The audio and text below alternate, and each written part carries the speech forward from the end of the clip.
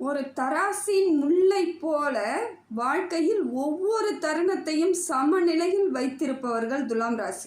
எடை நிர்ணயிக்கிறோம்னா சமமாக இருக்கும். அந்த முள்ளு காட்டும் பாருங்க, எந்த பக்கம் அதிகமாக இருக்குது, எந்த பக்கம் குறைவாக இருக்குது, இரண்டும் சரியாக இருக்கும் பொழுது நேராக நிற்கும். அதை போல இவர்கள் வாழ்வில் எப்பொழுதும் நேராக செயல்படக்கூடிய துலாம் ராசிக்காரர்கள் எப்பயுமே அப்படிதான் இருப்பாங்க.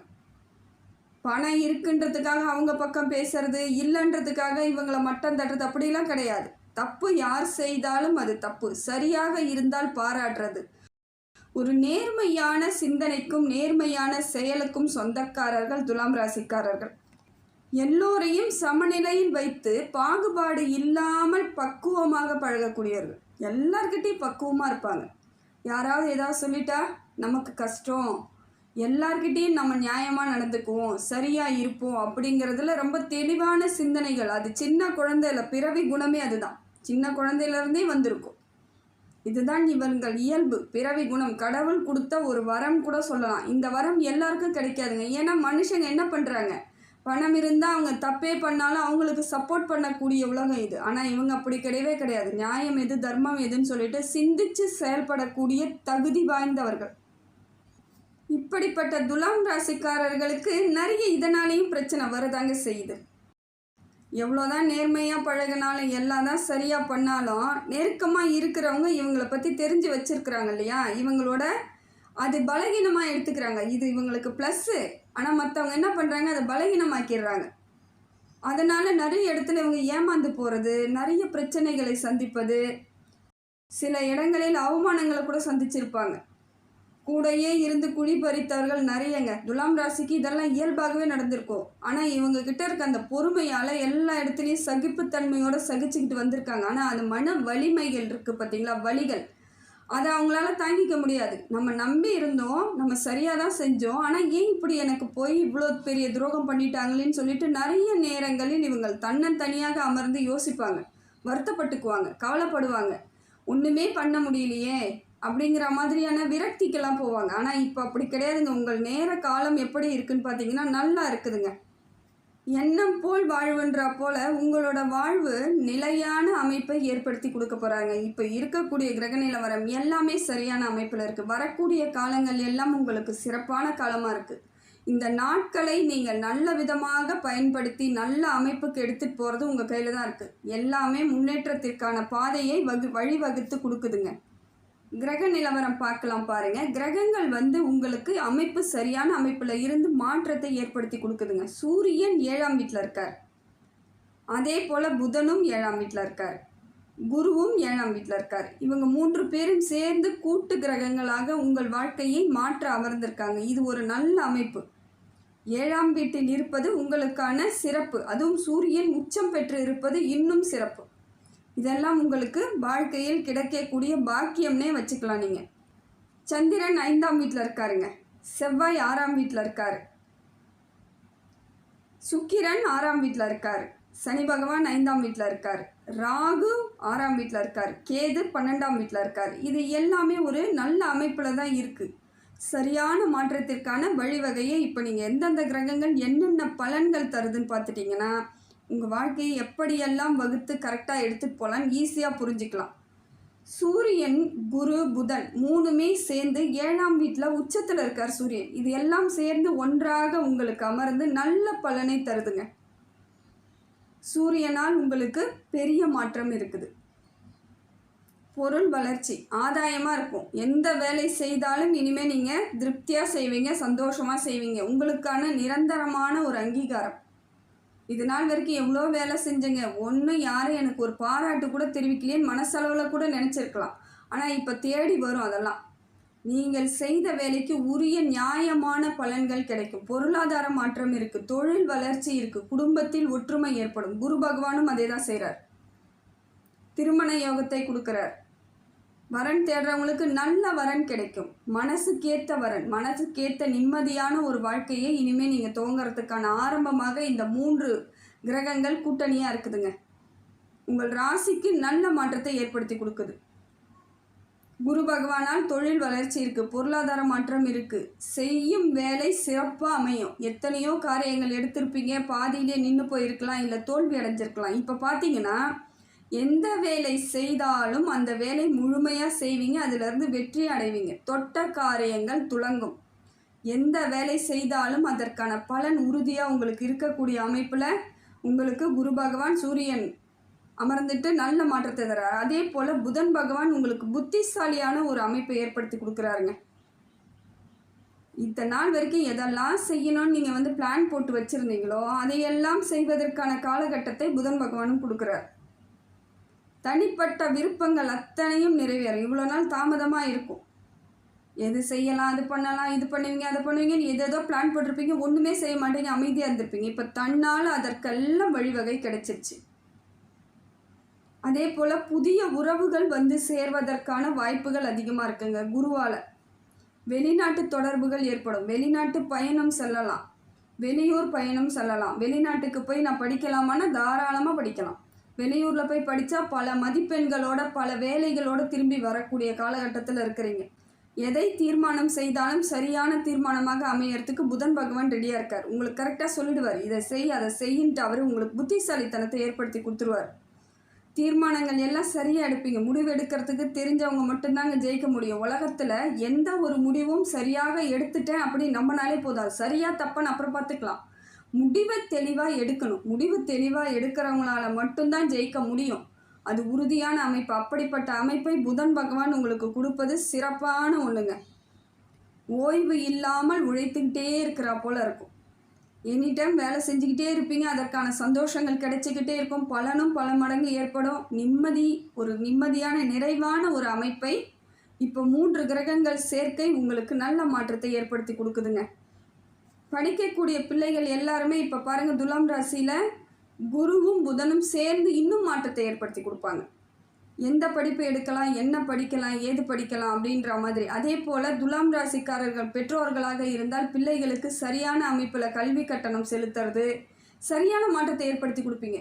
எந்த காலேஜுக்கு போகணும், எந்த ஸ்கூலுக்கு போகணும், எந்த குரூப் எடுக்கணும், எல்லாத்தையும் இப்போ நீங்கள் தெளிவாக முடிவு பண்ணுவீங்க. அந்த மாதிரியான அமைப்பை உங்களுக்கும் கொடுத்துருக்காங்க. இது ஒரு நல்ல மாற்றங்க. உறவுகளாலும் பல மாற்றங்கள் ஏற்படும். ஒரு நன்மைகளும் ஒரு சில இடங்களில் உங்களுக்கு நன்மை கிடைக்கும். ரொம்ப சிந்தித்து செயல்பட்டுட்டிங்கன்னா இந்த முறை உங்களுக்கான வாய்ப்பை யாரும் தட்டி பறிக்க முடியாதுங்க. அடுத்தது பார்த்திங்கன்னா செவ்வாயும் ராகுவும் சேர்ந்து 6ஆம் வீட்டில் இருக்கிறாங்க, மீனராசியில் இருக்காங்க. இது கொஞ்சம் உங்களுக்கு செவ்வாய் கொஞ்சம் அமைப்பு சரியில்லாத அமைப்பு தான். கடன் வருவதற்கான வாய்ப்பு இருக்குது. உடல் நலம் பாதிக்கிறதுக்கான வாய்ப்பு இருக்குது. எதிரிகள் தேவையில்லாமல் ஏதாவது இந்த ஒரு ரத்த பந்த உறவுகள் இருக்காங்க பார்த்தீங்களா, அவங்க உங்ககிட்ட ஏதோ ஒரு விதத்தில் உங்களுக்கான பிரச்சனைகளை கொடுப்பதற்கான வாய்ப்புகளும் இருக்குது. வேறு வழி கிடையாது. எல்லாத்தையும் எதிர்த்து தான் ஆகணும். சண்டை வரும், திடீர்னு பார்த்தா நல்லா இருக்காமல் இருக்கும். ஏன்னா உங்களோட வளர்ச்சியை அவங்களால ஏற்றுக்க முடியல. இப்போ ஒரு புது வளர்ச்சி ஏற்படுது இல்லைங்களா. இவ்வளோ நாளாக ஏதோ கஷ்டப்பட்டுட்டு ரொம்ப நொந்து போய் எப்படியே இருந்தீங்க, கண்டு காணாமல் இருந்திருப்பாங்க. இப்போ ஏதோ ஒரு மாறுதல் தெரியறது, இல்லை உங்களுக்குள்ள ஒரு வளர்ச்சி, ஒரு சந்தோஷம் தெரியுதுன்னா அவங்களால அதை ஏற்றுக்க முடியாது. பொறாமையும் பொச்சரிப்பும் உங்களை தேடி வருவதற்கான காலம் இது. தேவையில்லாமல் உங்ககிட்ட வீணாக வம்பு வழக்கு ஏதாவது ஏற்படுத்தி விடுவாங்க. பார்த்து நிதானமாக இருக்கிறது ரொம்ப நல்லதுங்க. அதே போல் தேக ஆரோக்கியத்தை பார்த்துக்கணும். உடம்புல ஏதாவது சோர்வாக இருக்கா மாதிரி இருக்குது, ஒரு மாதிரி டென்ஷனாக இருக்குது அப்படின்னா உடனடியாக மருத்துவரை பாருங்கள். மன அழுத்தத்துக்கெல்லாம் போகக்கூடாது. எதுவும் தேவையில்லாத சிந்தனைகளை ஏற்படுத்திக்க கூடாது. உடல் பாதிக்குதா உடனடியாக பாருங்கள். உடம்புன்னு இருந்தால் ஏதாவது வரதா செய்யும். அதுக்கெல்லாம் பயந்துக்கிட்டு டென்ஷன் ஆகிக்கிட்டு கவலைப்பட்டுக்கிட்டு இருந்தீங்கன்னா காலம் போகாது. அது உங்களுக்கு இன்னும் வீணாக பிரச்சனைகளை ஏற்படுத்தும். அதே போல் ராகுவாலையும் உங்களுக்கு சில விஷயங்களில் கவனமாக இருக்க வேண்டிய அமைப்பில் தான் இருக்கிறார். இந்த 2 பேரும் சேர்ந்து 6ஆம் வீட்டில் இருக்கிறது உங்களுக்கு சில சவால்களை சந்திக்கக்கூடிய காலகட்டம்னே வச்சுக்கலாம். எவ்வளோ நன்மைகள் இருந்தாலும் சில பிரச்சனைகளை எதிர்கொள்ள வேண்டிய இடத்துக்கு வந்துட்டீங்க.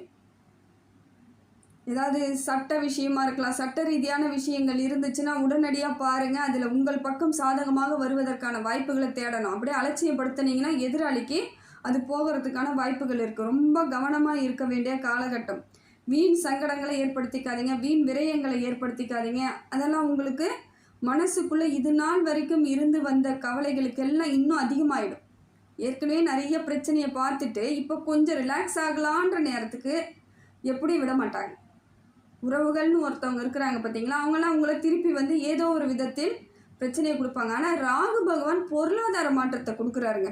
பொருளாதாரம்லாம் கொடுக்குறாரு, என்ன வீண் விரயத்தையும் சேர்த்து கொடுக்குறாரு.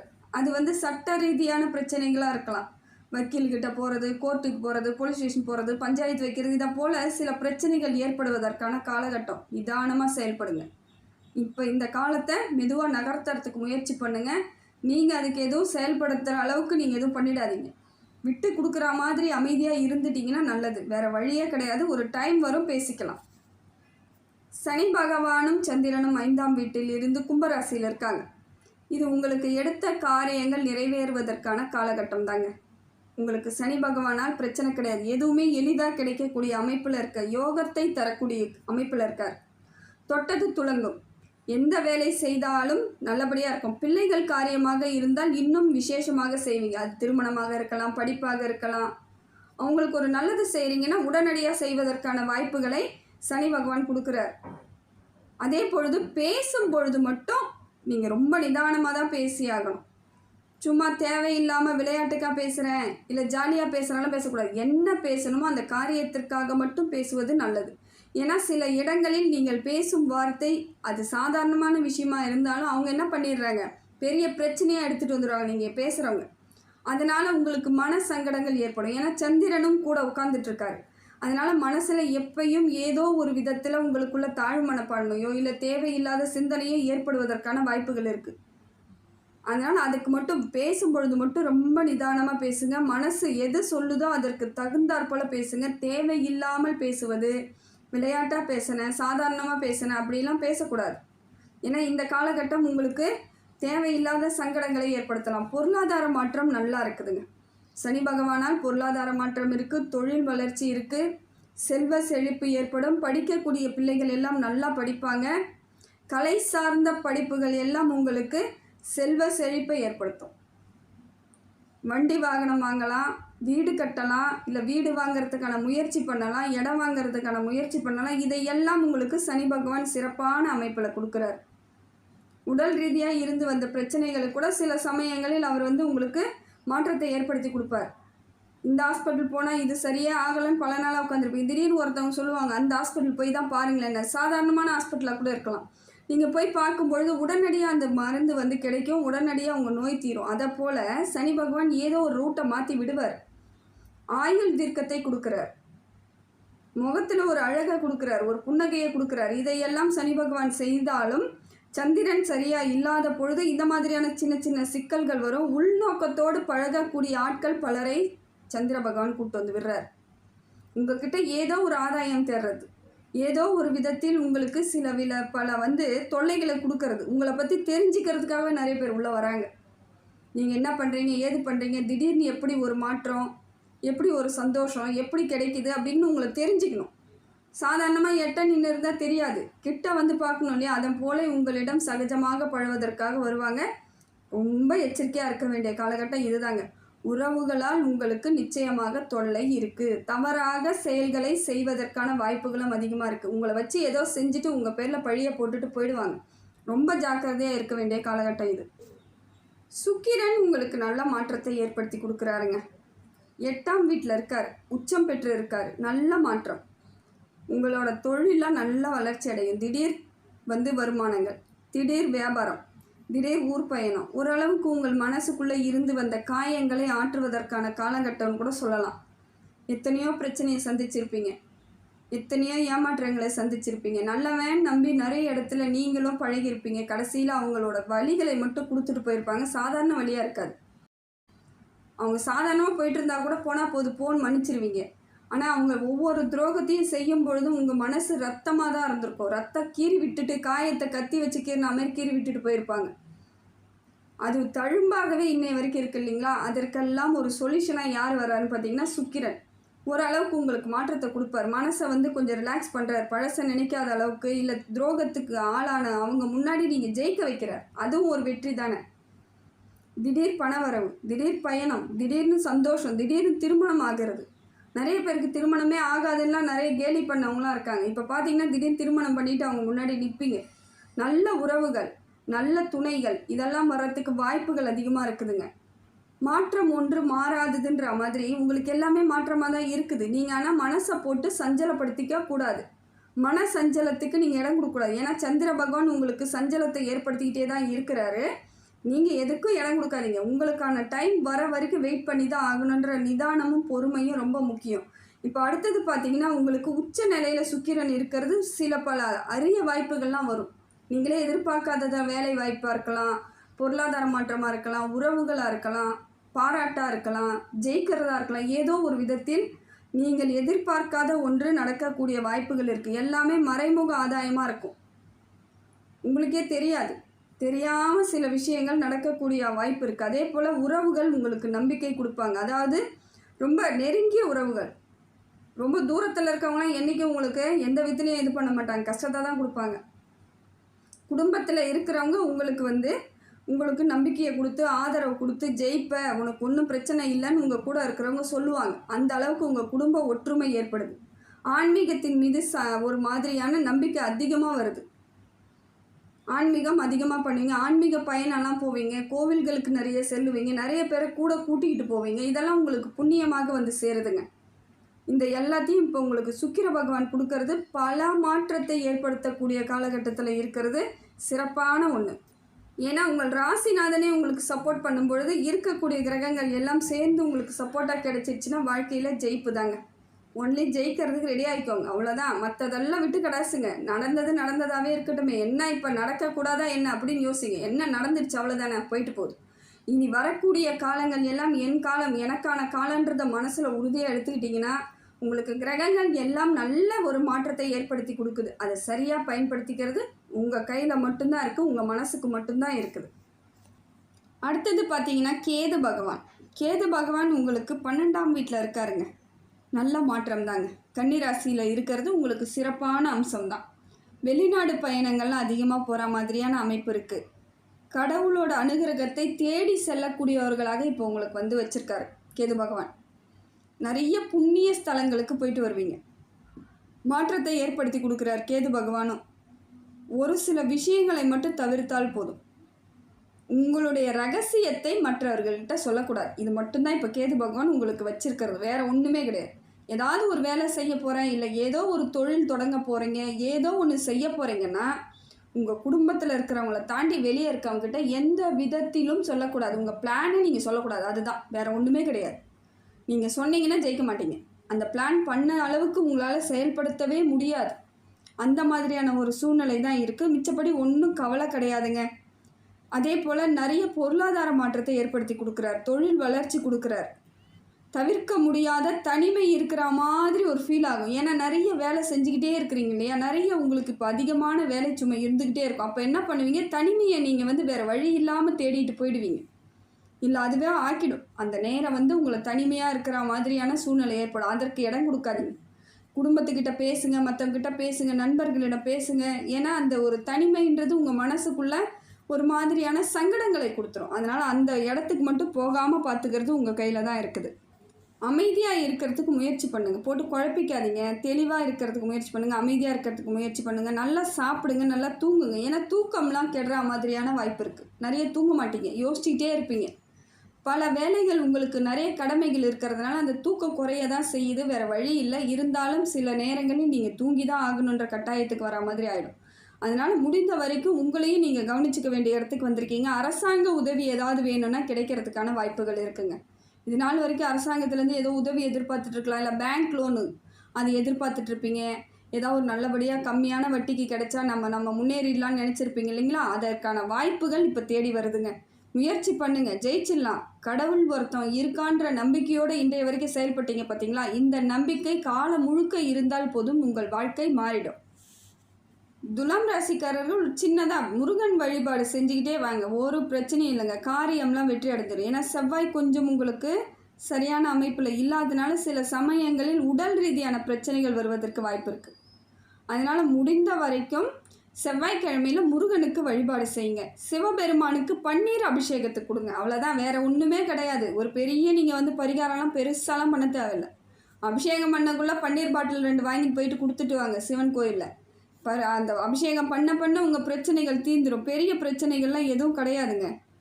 நல்ல மாற்றத்தோடு தான் இருக்கீங்க. அதே போல் கேது பகவானுக்கு நீங்கள் விநாயகர் வழிபாடு செய்தால் போதும். வேறு ஒன்றுமே இல்லை. ரொம்ப அமைதியாக இருந்துக்கிட்டு அன்றைய தினம் விநாயகருக்கு நீங்கள் வழிபாடு செய்யும் பொழுது அந்த கோவில்களை 11 முறை சுற்றிட்டு வாங்க விநாயகரை. ஆனால் எந்த விதத்துலையும் பேசக்கூடாது. வாயே திறக்காமல் நீங்கள் பாட்டு அமைதியாக போயிட்டு 11 சுற்றிட்டு வாங்க. வாழ்க்கையில் பெரிய மாற்றத்தை சந்திப்பீங்க. விநாயகர் வழிபாடெலாம் உங்களுக்கு நல்ல மாற்றத்தையும் முன்னேற்றத்தையும் ஏற்படுத்தி கொடுக்கக்கூடிய காலகட்டத்தில் தாங்க இருக்குது. முடிந்த வரைக்கும் நீங்கள் உங்களை சரியாக இந்த இடத்துலேருந்து கவனமாக நீங்கள் நகர்ந்து போக முயற்சி பண்ணாலே வாழ்க்கையில் ஜெயிக்கிறதுக்கான காலகட்டம் இது தாங்க. இந்த காலகட்டத்தை சரியாக பயன்படுத்திக்கலாம்.